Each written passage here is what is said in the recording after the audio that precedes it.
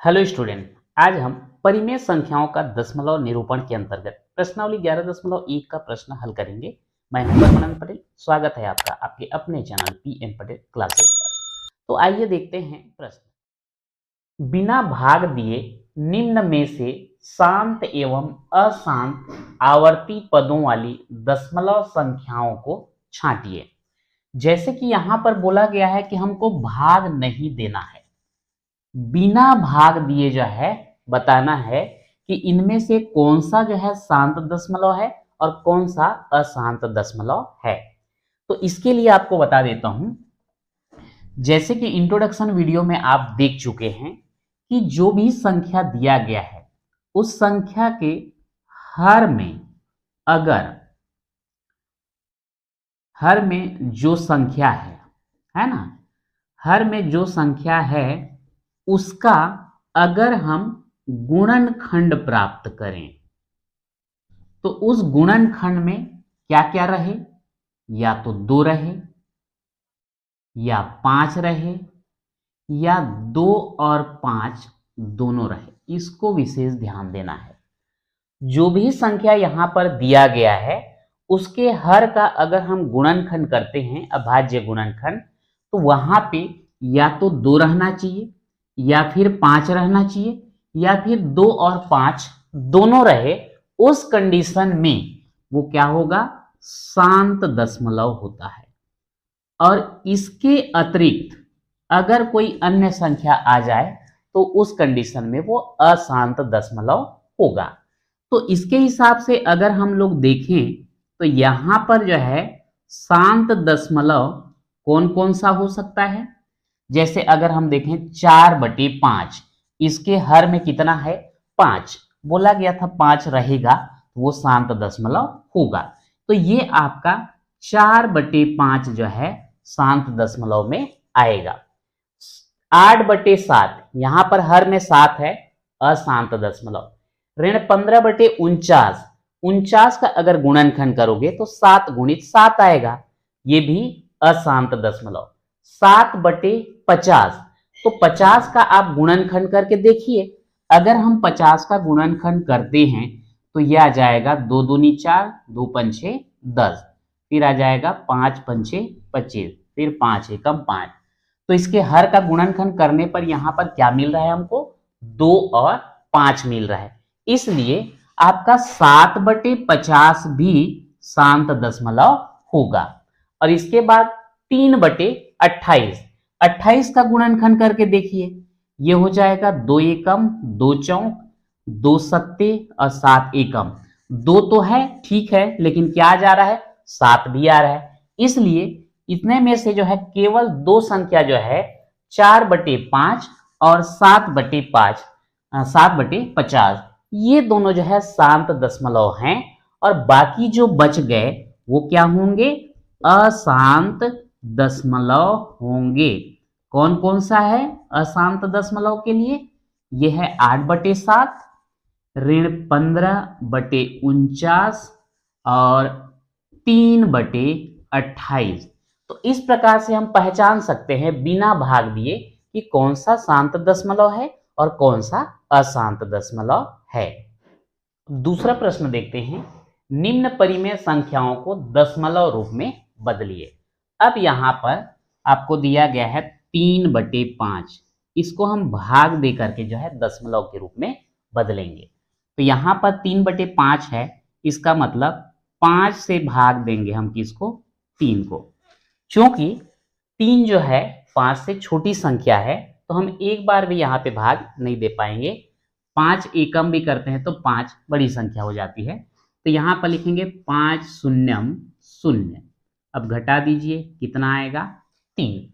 अगला कोई संख्या है नहीं उतारने के लिए तो यहाँ पे लगाएंगे दशमलव, और दशमलव लगाने के बाद यहाँ पर हम 0 बढ़ा सकते हैं। अब ये हो जाएगा 5 छिक्का 30 और ये आपका कट गया। इसका मतलब जो है 3/5 बराबर क्या हो गया, 0.6, और ये हो गया आपका आंसर।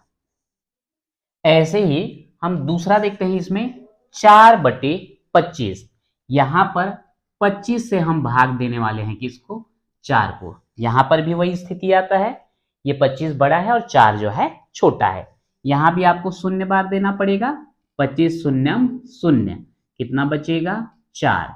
दशमलव लगाने के बाद आप एक 0 बढ़ा देंगे, ये हो जाएगा 25 एकम 25। घटा दीजिए, यहां से एक उधार लोगे 10, 10 में 5 घटाएंगे आएगा 5, कितना बचेगा यहाँ पर 3, 3 में 2 घटाएंगे 1। ठीक, अब चूंकि दशमलव लग चुका है, भाग एक बार दे चुके हैं, तो फिर से 0 यहाँ पर आप बढ़ा सकते हैं। अब 25 का पहाड़ा पढ़ेंगे, 25 से कम 25, 25 दूनी 50, 25 तिया 75, 25 चौक 100, 25 पंछे 125 और 25 छिक्का हो जाएगा 150, और ये जो है पूरा का पूरा कट जाता है। इस प्रकार से आपका 4/25 बराबर मिलता है 0.16, और ये हो जाता है आपका आंसर। ठीक, ऐसे ही दिया गया आपका 7/10, तो यहां पर 10 से हम भाग देंगे किसको, 7 को। वही स्थिति है, 10 शून्यम 0 बचेगा 7, दशमलव लगाएंगे 0 बढ़ जाएगा और 10 सत्ते हो जाता है 70, और ये कैंसिल हो गया। तो यहां पर भी आपका 7/10 बराबर कितना आ जाएगा 0.7, और ये हमारा आंसर हो जाता है। इसके बाद नेक्स्ट दिया गया है हमको कितना, ऋण 13/125। यहां पर जो है ऋण चिन्ह को हम नहीं लिखेंगे भाग देते समय, ये 125 से भाग देना है आपको 13 को। यहां पर भी बिल्कुल वही स्थिति बनता है, 125 शून्यम देंगे तो 0 बचेगा 13, दशमलव लगाने के बाद एक 0 बढ़ा देंगे, ये बन गया 130। भाग दे रहे हैं किससे, 125 से, तो 125 एकम हो जाएगा 125। अब यहां से उधार लोगे 10, 10 में 5 घटाएंगे तो 5। अब यहां पर कितना बचा 2, 2 में 2 को घटाएंगे कैंसिल, यहां 1 में 1 को घटाएंगे कैंसिल। चूंकि दशमलव लगा करके एक बार भाग दे चुके हैं, अब यहां पर एक 0 बढ़ा दो फिर भी 125 की तुलना में छोटा है, तो फिर से कितने बार देना पड़ेगा, 0 बार देना पड़ेगा। एक बार फिर भाग दे चुके, दशमलव लगा चुके हैं, तो अब फिर यहाँ पे एक 0 आप बढ़ा सकते हो। अब यहां पर जो है 125 से आप भाग दीजिए, कितना हो जाएगा 125 दूनी करेंगे तो 250, 4 बार जाएगा, 4 बार दें, 4 पंचे 20 का 0 हासिल 2, 4 दूनी 8 और 2 10 का 0 हासिल 1, 4 एकम 4 और 1 5, और ये हो गया आपका कैंसिल। यानी कि ऋण 13/125 बराबर हो जाएगा ऋण 0.104, और ये हो गया आपका आंसर। ठीक है, अब इसके बाद लास्ट एक बच गया है 9/40। तो 9/40 के लिए हम देख लेते हैं, 40 से भाग देना है किसको, 9 को।